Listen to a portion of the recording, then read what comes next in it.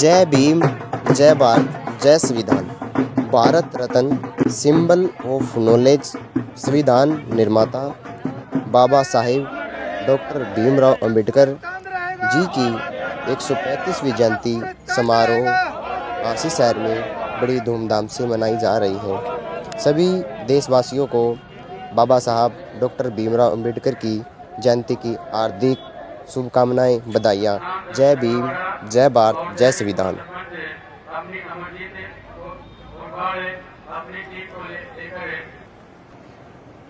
बाबा साहब बाबा भीमराव अंबेडकर अमर रहें। बाबा साहब अमर रहें।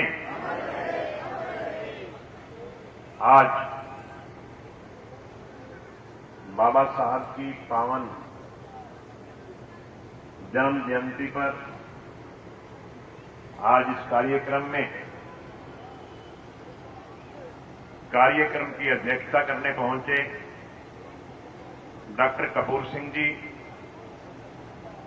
आज इस कार्यक्रम के विशिष्ट अतिथि श्री बलराज सिंह मेहरा जी, श्री महावीर प्रसाद जी, श्री मोहनपाल खिच्ची जी, डॉक्टर एस.एस. मान जी, हमारे बीच में महंत सागरनाथ जी,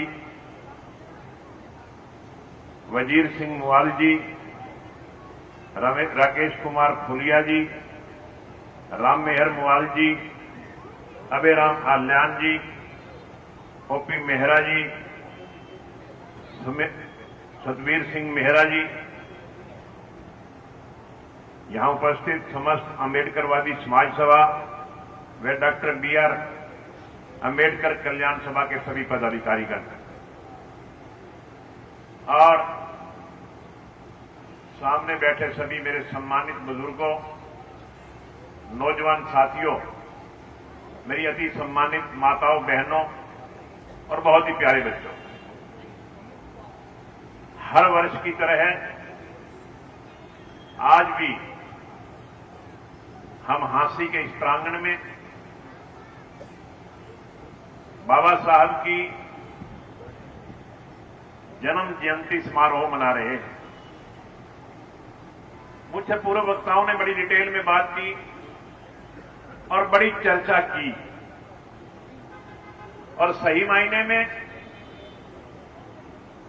उनका चाहे जन्मोत्सव हो, चाहे परिनिर्वाण दिवस हो, ऐसी महान विभूतियों को याद करना अति आवश्यक है। क्योंकि आज जिस हिसाब से हमारा देश चल रहा है, जिस तरह से हम संविधान की छाया में बैठ करके अपने देश को दिन दुगनी रात चौगनी तरक्की दे रहे हैं, जहां मैं उन वीर शहीदों को नमन करता हूं जिनकी वजह से, जिनकी बदौलत हमें आजादी मिली और उस आजादी के बाद इस देश को चलाने का काम, एक संविधान बनाने का काम और उस संविधान सभा की प्रधानता, उस संविधान सभा के अध्यक्ष जो हुए, उन्हें हमें बड़े आदर और सत्कार के साथ डॉक्टर भीमराव जी अंबेडकर के नाम से जानते हैं। आज मैं नतमस्तक होता हूं बाबा साहब को, जिन्होंने हर आदमी को समान अधिकार देने की एक रचना रची। आज इस देश में चाहे कोई किसी वर्ग से है, किसी जात से है, किसी बिरादरी से है, कोई ऊंच नीच नहीं है, कोई भेदभाव नहीं है, सबको समान अधिकार देने का काम अगर किसी ने किया तो भारत की संविधान सभा ने किया और उसके मुख्य प्रमुख बाबा साहब बाबा भीमराव जी अंबेडकर थे। ये उनकी कहते हुए मुझे बड़ी फख्र हो रहा है, बड़ी खुशी हो रही है। साथियों, बहुत चर्चा चली। बाबा साहब ने हमें 3 मूल मंत्र दिए, तीनों मूल मंत्र का जिक्र भी हुआ। शिक्षित बनो, संगठित रहो, संघर्ष करो। आज के युग में शिक्षा अति आवश्यक है। ये मूल मंत्र बहुत पहले दिया था, जब शिक्षा के बारे में कोई बारीकी से नहीं जानता था कि शिक्षा कितनी जरूरी है। मगर आज उस शिक्षा का महत्व हर आदमी को समझ में आ रहा है। आज हमारा एक छोटा सा बच्चा भी मंच पे आकर के कह गया कि शिक्षा वो शेरनी का दूध है जो पिएगा वो दहाड़ेगा। एक छोटे से बच्चे ने आके मंच पे कहा कि शिक्षा वो शेरनी का दूध है जो पिएगा वो दहाड़ेगा। आज आप किसी फील्ड में चले जाइए, किसी क्षेत्र में चले जाइए, शिक्षा का एक महत्व है।